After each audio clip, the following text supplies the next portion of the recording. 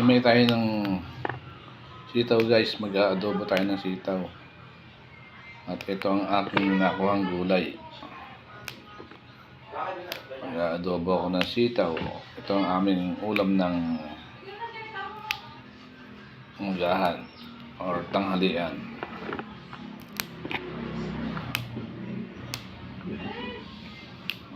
Sarap niya guys, kapipitas lang. Sariwa. Malutong, oh.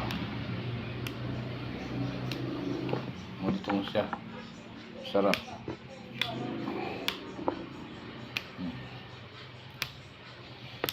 Sarap adobo.